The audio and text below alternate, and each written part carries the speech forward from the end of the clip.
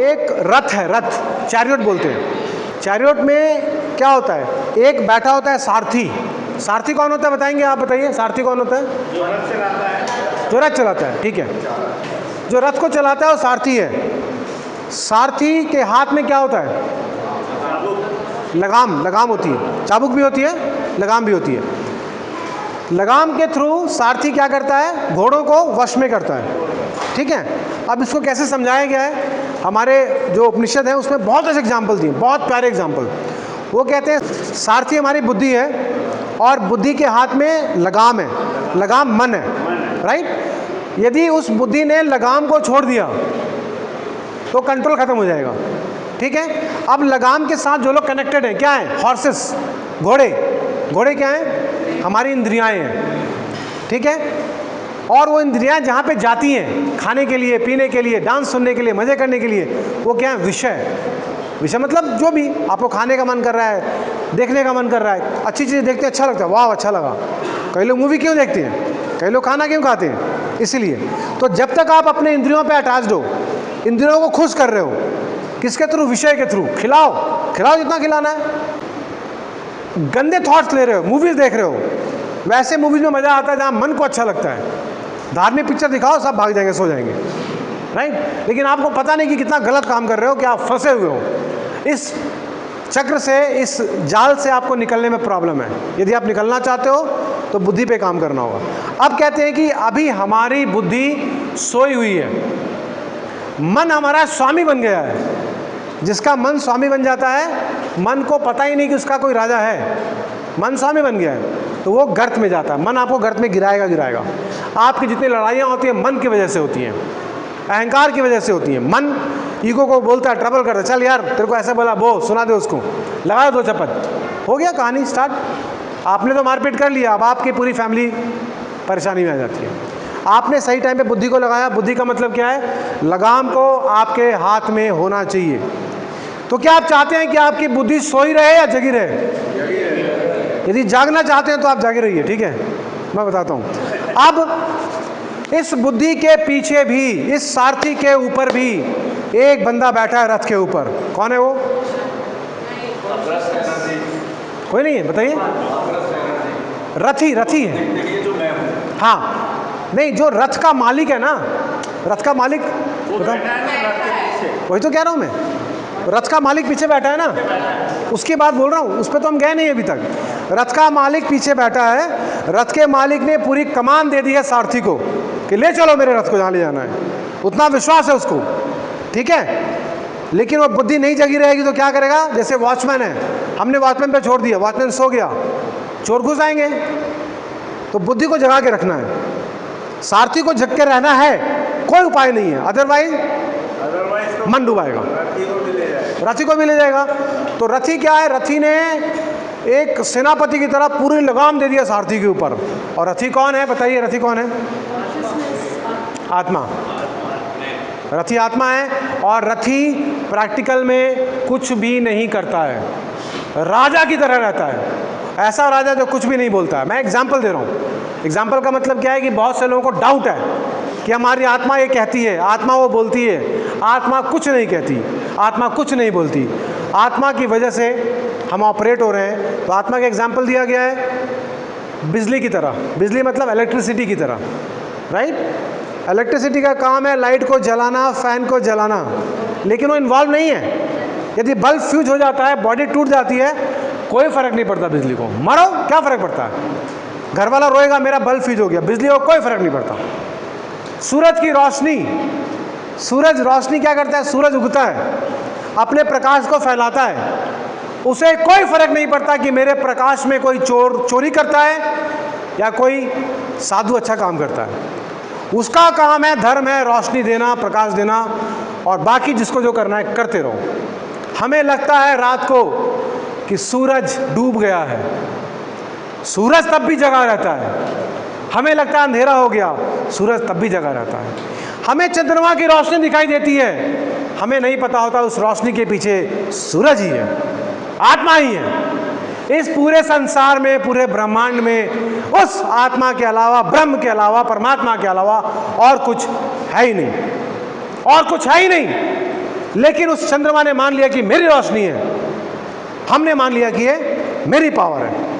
मैं, इस मेरेपन ने हमको डुबा दिया है, परेशान कर दिया है और दुख में डाल दिया है मेरे साथ?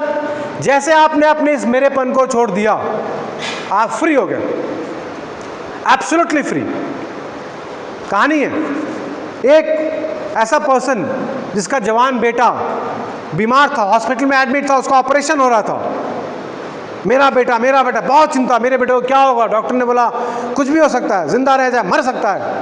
तभी अचानक उसको पता लगा अपने किसी दोस्त के थ्रू कि यार ऐसी बात है कि असल में वो तेरा बेटा है ही नहीं।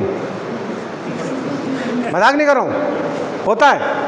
और जैसे उसको पता लगा मेरा बेटा नहीं है, कहीं से कुछ रिलेशन थे वाइफ के पहले, जो भी है, और किसी और का बेटा है, I am not the father of this son. वो जो मेरापन छूटा, वो जिस बच्चे के लिए जीने की कामना कर रहा था, पैसे पाने की बात कर रहा था, उसके मन के अंदर नफरत आ गई। सोचिए कैसा है मन।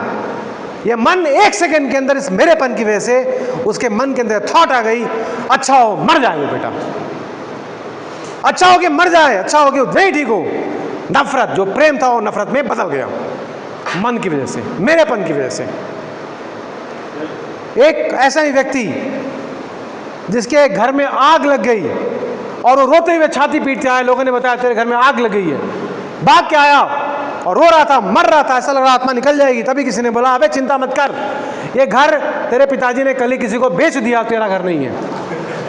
आप वो मजे में, आनंद में, वाह क्या मजा है, मेरा घर नहीं है, जले और जले, पड़ोसी का घर जले, राइट। तभी उसका भाई भागते हुए आया वहां से, बोला बे यार डील पूरी नहीं हुई थी, वो हमारा ही घर था। और फिर हालत खराब हो गई इसकी। ये है मेरेपन की कहानी। आप देखिए मेरापन कैसे डुबाएगा आपको, कहां तक लेके जाएगा। अब यदि हम देखने वाले हैं, दर्शक हैं, तो हमें दृश्य से अपने कनेक्शन को हटाना पड़ेगा। जैसे एक बार एक बेटे ने बोला पिताजी मुझे फिल्म देखना है, फिल्म में क्या होता है, कैसे होता है? तो बाप ने बोला बेटा कुछ भी नहीं होता है, एक स्क्रीन होती है, एक पर्दा होता है और पर्दे पे फिल्म चलती है। वो बेटे को लेके गया, हॉल में लेके गया, लेकिन हॉल में फिल्म स्टार्ट हो चुकी थी। बेटा गया, देखा मूवी चल रही है, शोले मूवी चल रही है, भाग रही है वो बसंती धनों को लेके भाग। तो बोलता है पिताजी कहाँ है स्क्रीन? बोला यार वो जो दिख रहा है ना घोड़े जो भाग रहे उसके पीछे स्क्रीन है। बोला उसके पीछे तो और भी घोड़े भाग रहे, स्क्रीन कहाँ है? स्क्रीन के ऊपर लाइट की रोशनी पड़ रही है, एक मूवी चल रही है और हम देख रहे हैं कि मूवी में इन्वॉल्व हो गए। होता है मूवी में किसी के डेथ हो रही है, हीरो मर जाए तो हमारे आंखों में आंसू टपक जाते हैं। होता है हीरोइन को दर्द हो जाए तो हमें दर्द होता है, इसको दर्द नहीं होना चाहिए, राइट। और वही कुछ भी होता है तो हमारे इमोशंस, यानी क्या होता है, हमारा मन पूरी तरह से इन्वॉल्व हो गया और वो मन को खिलाता है। एक डायरेक्टर क्या करता है, डायरेक्टर का रोल है किसी भी तरह से इस बंदे को 3 घंटे बैठा के रखना है। 3 घंटे मतलब यहाँ सेमिनार हॉल में 3 घंटे बैठने में प्रॉब्लम है, मुझे याद आ रही है घर की और ये नींद आ रही है, 50 चीज़ें हैं। फिल्म हॉल में आप जाओ, आपके मनपसंद फिल्म लगी है, आपकी मनपसंद, तो आप 3 घंटे बैठ जाओगे। उस समय कोई बोलेगा यार काम है, भाड़ में बाद में बात करियो। होता है कि नहीं होता है? और फिल्म में एक और चीज़ होती है। मेरी एक बहन थी और जब भी मम्मी उनको कुछ काम बोलती थी तो बोलती थी कि मम्मी मेरे सर में दर्द हो रहा है, ये हो रहा है, बहाना जो भी है। मम्मी ने बोला ठीक है, लेकिन जैसे ही उनकी मूवी आती थी वो 3 घंटा बैठ के मूवी देखती थी। तो मम्मी कहती थी तेरी मूवी में तुम्हारा सर दर्द नहीं होता था? तो बोलती थी नहीं, तब तो पता नहीं चलता था मुझे। क्यों पता नहीं चलता था? जो दर्द बॉडी में है, दर्द में हमारा ध्यान नहीं है। जैसे हमारा ध्यान वहाँ पे जाता है जहाँ पे उसको अच्छा लगता है तो दर्द हम भूल जाते हैं। ये मैं इसलिए कहना चाह रहा हूँ कि आप लोगों को क्लियर हो जाए कि हम वो ध्यान ही हैं और वो ध्यान हम ट्रैवल करते रहते हैं, कॉन्शियसनेस कहें, चेतना कहें, और उसी वजह से हम परेशान होते हैं। आपकी किसी से लड़ाई होती है ऑफिस में, आपका ध्यान अभी भी वहीं पे, आप घर पे आ चुके हो but you are carrying those thoughts, और घर पे आके उसका आप गुस्सा दूसरों पर निकालते हैं। यदि आपने वहीं पे थॉट्स को छोड़ दिया तो प्रॉब्लम सॉल्व, लेकिन ऐसा नहीं होता है। इट्स एन आर्ट, एक कला है। तो जब उसने पूछा अपने फादर को कि कहाँ थी वो स्क्रीन, तो बाप ने बोला बेटा रुक जा, तो 3 घंटे के फिल्म के बाद तेरे को मैं दिखाऊंगा स्क्रीन क्या है। 3 घंटे का फिल्म ख़त्म हो गया, बाद में लाइट वेट ख़त्म, एक पर्दा दिखाई दिया, बोला बेटा यही स्क्रीन है, इसी स्क्रीन पे वो फिल्म चल रही थी। हमने कभी भी उस स्क्रीन को देखने के लिए सोचा नहीं, कहाँ है वो स्क्रीन जिस पे फिल्म चल रही है। हमारी लाइफ हमारे मन में है और उसमें हम जीते हैं, मरते हैं, ख़त्म हो जाते हैं और आनंद ले ही नहीं पाते। तो जीवन का असली आनंद है, राइट? असली आनंद क्या है? आपने यदि स्टार्ट कर दिया देखना कि जो जो चीज़ें दृश्य हैं वो आप नहीं हो, आप देखने वाले हो। हम एक नदी को बहते हुए देख पाते हैं। क्यों देख पाते हैं? क्योंकि नदी के तट पे हम खड़े रहते हैं और नदी बहती रहती है, बहती रहती है। यदि आप असल में देखना चाहते हो लाइफ को, तो आपको रुक के देखना होगा। आप उसके साथ बहते रहोगे तो आप देख नहीं पाओगे।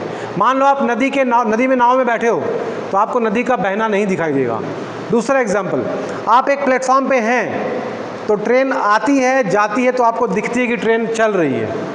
आप एक ऐसे ट्रेन में बैठे हो जो ट्रेन चल रही है और दूसरी ट्रेन भी चल रही है, राइट? तो कभी पता नहीं चलेगा आपको। क्यों बोलना है? अपने थॉट्स को देखने के लिए हमें रुकना होगा। अपने थॉट्स को देखने के लिए आपको थॉट्स को देखना होगा। अभी क्या हो रहा है प्रॉब्लम? अपने थॉट्स के साथ आप ट्रैवल कर रहे हो कि नहीं कर रहे हो? यहाँ प्रॉब्लम आई, मैं दुखी, वहाँ अच्छा लगा, मैं सुख। ये सुख और दुख मन के लेवल पे ही है। उसको कहते हैं विटनेस, उसे कहते हैं साक्षी। साक्षी का मतलब ये होता है जो कुछ भी नहीं करता है, चुपचाप। तो जिस तरह से हम लोग बाहर की चीज़ों को देखते हैं तो हम बोलते हैं दृश्य है और मैं देखने वाला हूँ, वैसे ही हमारे थॉट्स भी एक तरह से दृश्य हैं। थॉट्स को हम जानते हैं, हम थॉट्स नहीं हैं। तो थॉट्स को आप देखने का स्टार्ट करेंगे, प्रैक्टिस करेंगे तो कुछ दिनों बाद आराम से बैठ के आपको दिखाई देगा एक फिल्म चल रही है।